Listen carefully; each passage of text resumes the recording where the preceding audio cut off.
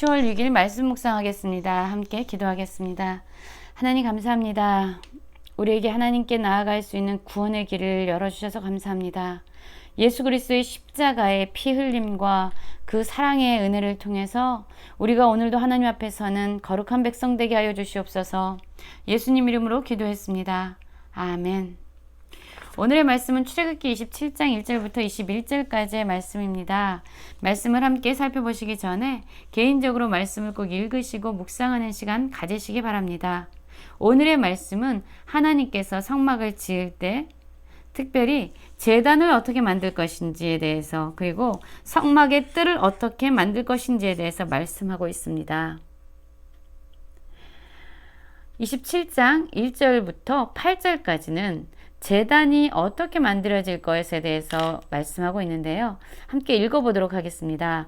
27장 1절입니다. 너는 조각목으로 길이가 5규빗, 너비가 5규빗의 제단을 만들되 네모 반듯하게 하며 높이는 3규빗으로 하고 그 네 모퉁이 위에 뿔을 만들되 그 뿔이 그것에 이어지게 하고 그 제단을 노츠로 싸고 재를 담는 통과 부삽과 대야와 고기 갈고리와 불 옮기는 그릇을 만들되 제단의 그릇을 다 노스로 만들지며 제단을 위하여 노스로 그물을 만들고 그 위 모퉁이에 고리 넷을 만들고 그물은 제단 주위 가장자리 아래 곧 제단 절반에 오르게 할지며 또 그 제단을 위하여 채를 만들되 조각목으로 만들고 노스로 쌀지며 제단 양쪽 고리에 그 채를 깨어 제단을 매게 할지며 제단은 널판으로 속이 비게 만들되 산에서 내게 보인 대로 그들이 만들게 하라 라는 말씀으로 시작하고 있습니다. 그렇습니다. 오늘 말씀의 초반절은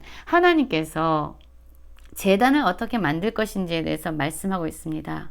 이스라엘 백성들이 하나님께 나올 때 그들은 그들의 죄를 대신할 대속물로 제물을 가지고 나왔습니다. 양과 소나 비둘기나 이런 제물을 가지고 하나님께 나올 때요. 그들은 자신의 죄에 대해서 애통하는 심령으로, 상한 심령으로 하나님께 회개함으로 나가야 했습니다. 그들의 죄는 얼마나 끔찍한 것인지 그들도 스스로 깨달아 알아야만 했습니다. 그들 대신 가지고 나온 제물들이 제단에서 죽는 것을 볼 때에 그들은 아마 훨씬 더 애통하는 마음, 상한 심령이 되었을 것입니다. 나의 죄 때문에 내 죄가 이렇게 생명을 요구할 만큼 끔찍하고 처참한 것이구나를 깨닫게 되었을 것입니다.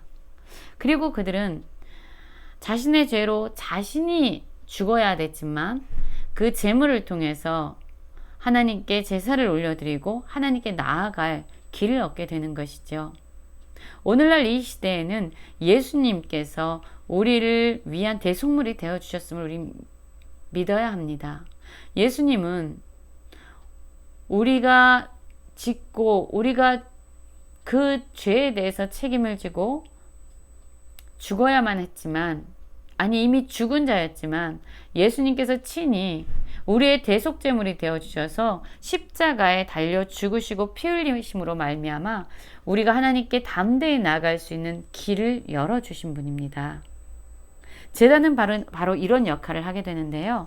한번 제단이 어떠한 모습이었는지, 그리고 하나님께서 모세를 통해서 이스라엘 백성에게 지라고 말씀하신 그 제단의 모습이 어떠했는지 한번 같이 보도록 하겠습니다. 바로 이것이 제단의 모습입니다. 여러분, 하나님께서는 이 번제단, 이 제단을 5규빗, 5규빗, 그리고 높이는 3규빗으로 만들라고 말씀하셨습니다. 그래서 가로 세로는 한 2.5m씩, 그리고 그 높이는 1.5m가 되어지죠. 그리고 이 제단, 번제단에는 뿔을 만들라고 말씀하셨죠. 이 번제단의 기초 재료는요, 조각목입니다. 그러나 그 조각목을 다 노츠로 두껍게 씌울 것에 대해서 말씀하고 있습니다.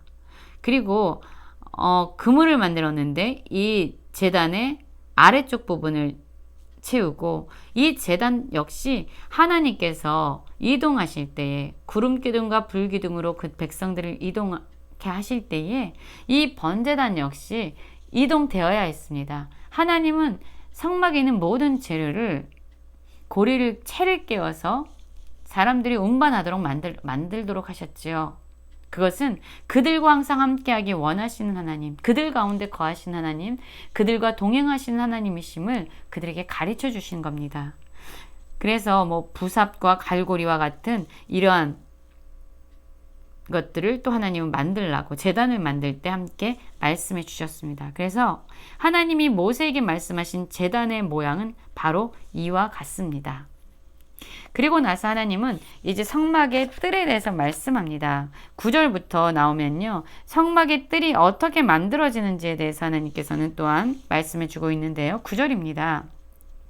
너는 성막의 뜰을 만들지니 남쪽을 향하여 뜰 남쪽의 너비가 100규빗 세마포 휘장을 쳐서 한쪽을 당하게 할지니 그 기둥이 수물이며 그 받침 수물은 노추로 하고 그 기둥에 갈고리와 가름되는 은으로 할지며 북쪽에도 너비가 100규빗의 포장을 치되 그 기둥이 수물이며 그 기둥의 받침 수물은 노추로 하고 그 기둥에 갈고리와 가름되는 은으로 할지며 뜰의 옆 곧 서쪽의 너비 50규빗의 포장을 치되 기둥이 열이요 받침이 열이며 동쪽을 향하여 뜰 동쪽의 너비도 50규빗이 될지며 문 이쪽을 위하여 포장이 15규빗이며 그 기둥이 셋이요 받침이 셋이요 문 저쪽을 위하여서도 포장이 15규빗이며 그 기둥이 셋이요 받침이 셋이며 뜰문을 위하여 청색, 자색, 홍색 실과 가늘게 꼰 배실로 수놓아 짠 20규빗의 휘장이 있게 할지니